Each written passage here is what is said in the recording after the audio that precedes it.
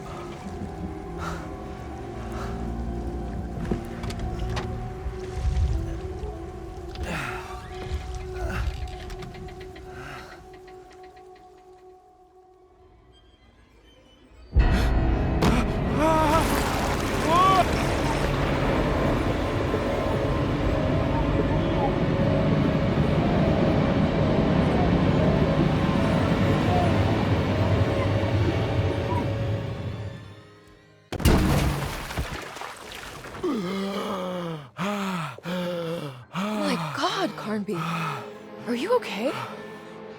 Don't leave me alone. What the hell have you been doing? What's going on here? Look at this mess! I'm sorry, Mrs. Thompson. Don't make me kick you out of this house. Now get out!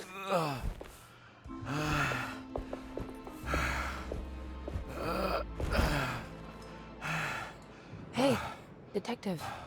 Mr. Carnby. I'm really worried about you. I'm okay. I just need to catch my breath for a moment. This place? There are some very disturbed figures around here. And I don't think it's just the patients. I've been reading some things about how Derceto has a deranging effect on people. I think it might explain things. What? Just take it easy, okay? I'm gonna go find a way into Dr. Gray's apartment. I want to know what he's hiding. Emily, don't worry. I think I'm close. I'm gonna set everything right. Just be careful.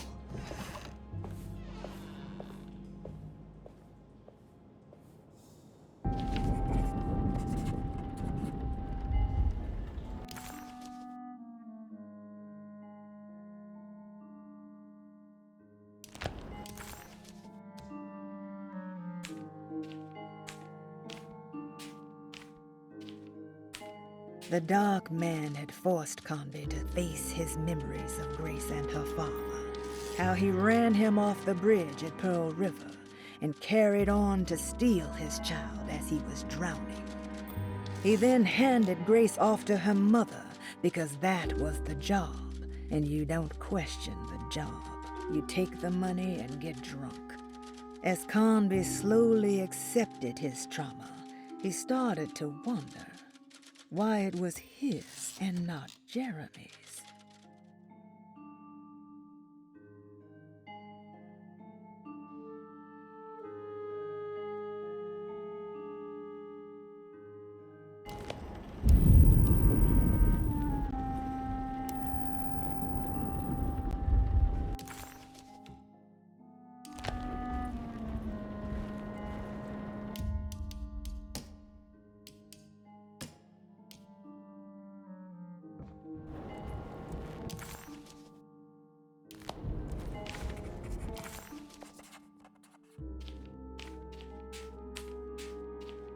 It wasn't clear to Detective Conby that he had actually accomplished anything, but he had the distinct feeling that he was making progress.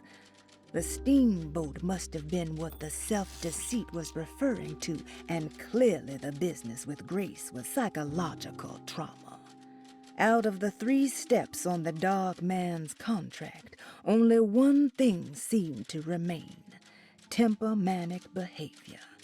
Conby was getting sick of guessing. It was time to pay Dr. Gray a visit in his apartment. The steamboat was a hideaway that Jeremy had built over the last few days.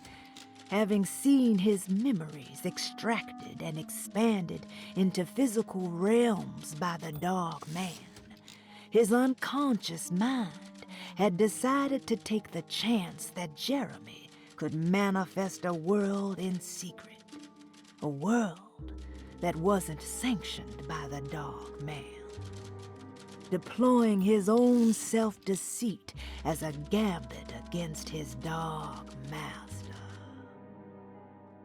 Dr. Gray was somehow mixed up in this business with the Dark Man, Detective Conby decided. He had to be. Either Dr. Gray was using the idea of the Dark Man to manipulate and torture Jeremy, or the Dark Man was an actual powerful being possessing Jeremy. And in that case, Dr. Gray was simply a stooge. Maybe both could be true at once. Conby felt his mind racing in all directions. No matter what, he had to find a way to break the pact. That was what Jeremy said was needed. It didn't even matter what was true or not. If Jeremy wouldn't leave Derceto before the contract was broken, then Conby had to make it happen. He just wished the steps on the contract made a little more sense.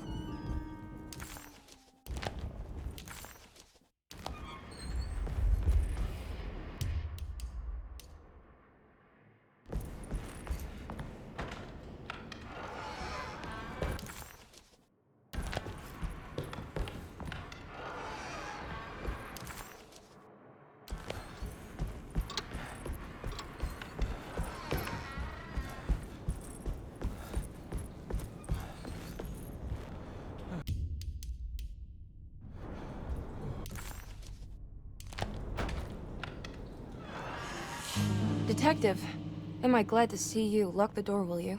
I don't think Dr. Gray would appreciate us snooping around. What's going on here? This feels so strange.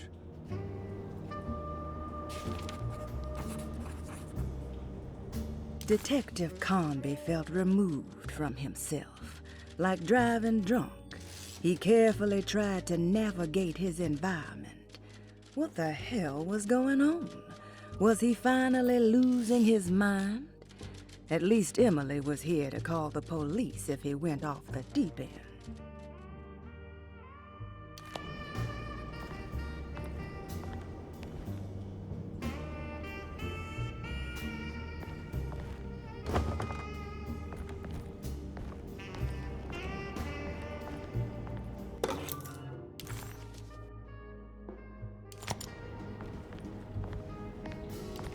There's a book missing.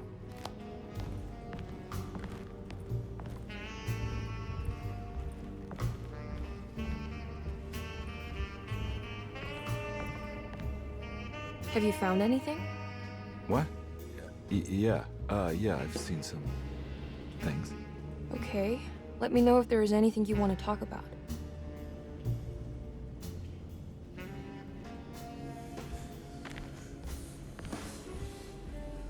You don't find this place strange?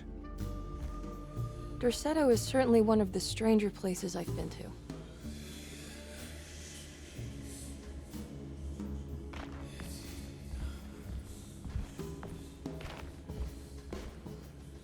This room feels too real. Hyper real. More than anything I've ever experienced. Okay. I don't see what you mean. Forget it. I gotta get back to breaking the contract. Yeah, that's what I was doing.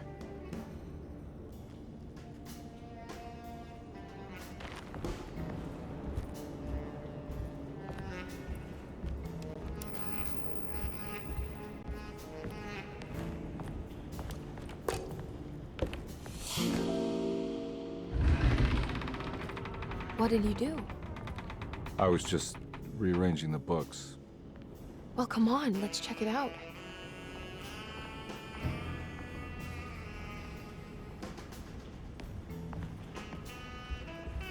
I think I'm beginning to understand. Dr. Gray is dealing with some kind of mass delusion.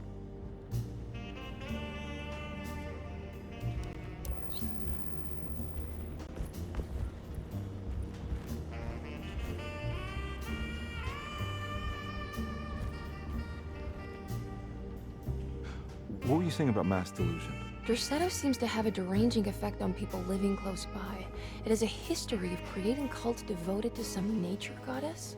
Even the name Derceto refers to the cult existing here before the Civil War. Derceto was the name of an ancient fertility goddess worshipped in Syria. Dr. Gray and his friends, however, seem to prefer the Black Goat of the Woods with 1,000 young, or Shub-Nigroth. And that name can only have come from my uncle's twisted mind.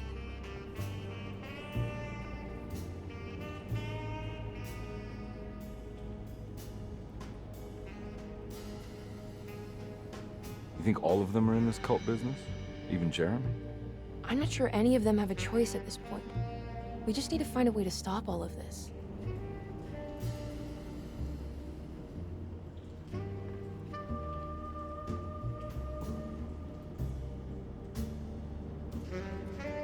I've been so busy trying to free your uncle from the promise he made to the Dark Man. I guess I kind of just let everything else go. Don't worry, Detective. I feel like we're close. I'm sure Jeremy will turn up. If he is part of the cult, he wouldn't want to miss the Feast of St. John. I just need enough information to make him see the truth. I hope you're right, but I doubt he'll show up. Not as long as the Dark Man's got him hiding.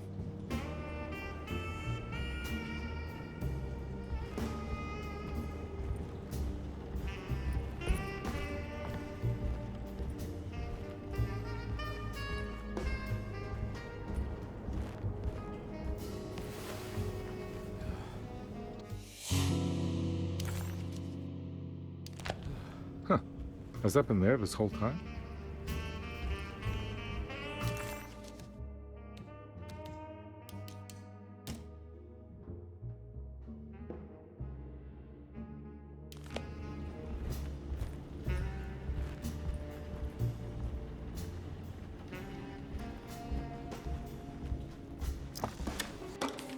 Good to finally meet you, Mr. Hartwood. I'm here on the behalf of your brother Philip. You were expecting me, weren't you? Yes, you're from Derceto, no? That's right. I just wanted to ask you a few questions to see if there is anything I can do to help you and your family. Okay. I understand you're full of imagination. You make up a lot of things. I suppose. And you obsess over them, blurring reality.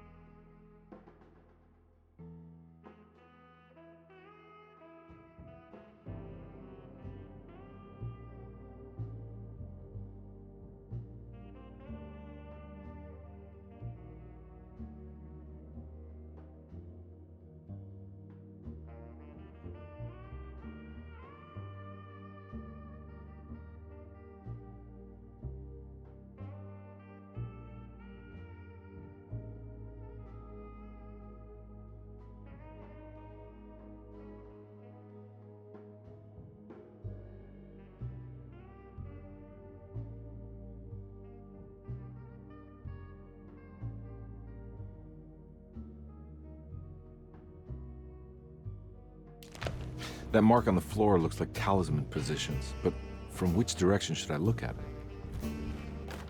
The Snake Dagger, a monograph by Yael Klein. In Ludwig Prin's book on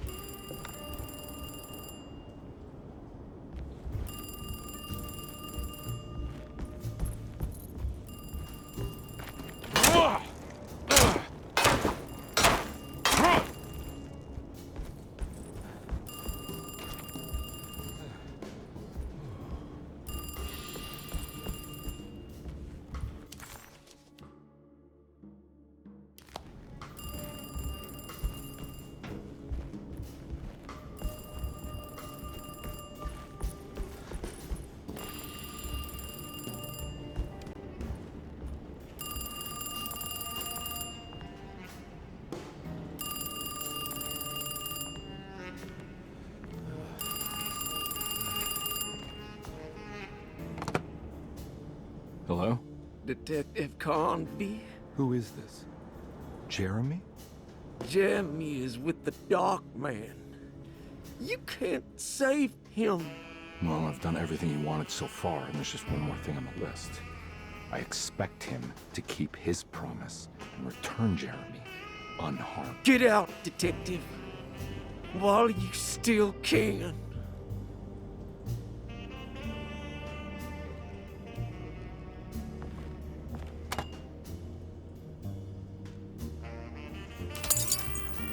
Detective Conby wanted nothing more than to make sense of it all. But clearly, that was not.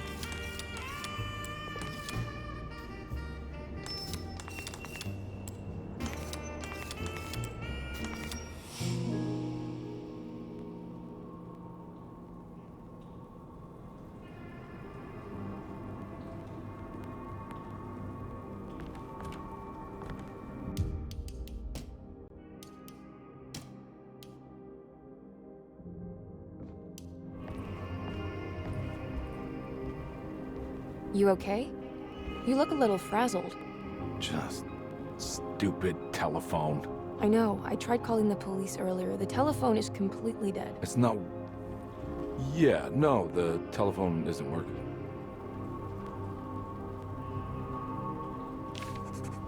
Detective Conby was worried Emily could tell, that she could see the madness written on his face. But what if he was the only one seeing the truth? Could that still be the case?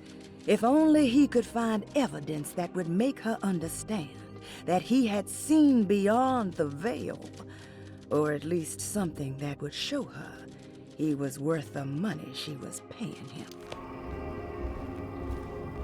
Miss Hartwood, I think you're gonna want to see this. Is there something in the closet? Yeah, there is. You don't see the very obvious gate leading to whatever Jeremy's madness is serving up next? I don't understand. Are you making some kind of fashion metaphor? I'm sorry, I don't have time for this. Can you just tell me what you're doing? You don't see this. It's fine. It's fine. Catch you later. Are you going inside the closet? Yeah. Got a problem with that? No. Do what you think is right, Detective. Sorry, I didn't mean to. Goodbye, Miss Hartwood.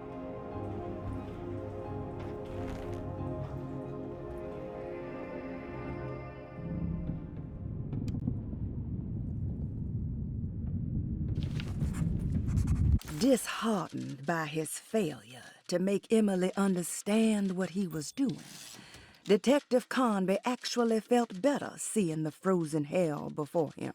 There was a finality to it. Its clear symbolic opposite to the dark man's desert made him realize this was the end. Soon it would all be over.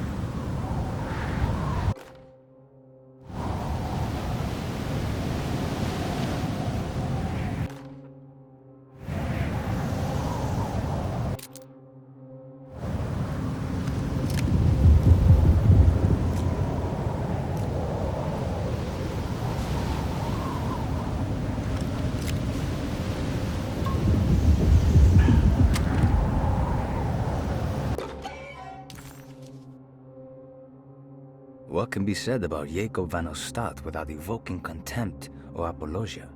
The first piece of information is the obvious. He is not the explorer Yermi idolized in his youth, but the figment of his imagination. If you want biographical facts, I am not the one to answer such questions. In the case of Yermi, he is a guardian of imagination, or rather a persona appointed the role of containing a self-sabotaging mania. However useful Jacob once was, his loyalty to Yermi has slowly been replaced by fanaticism. Like a firekeeper who has for decades been burnt by his own sacred flames, now does what he imagines the fire wants. Yermi has lost all control over Jacob and suffers greatly because of him, but is admittedly also still invigorated by his labor. In the plainest of words, Jacob keeps Yermi sick so he can remain Yermi.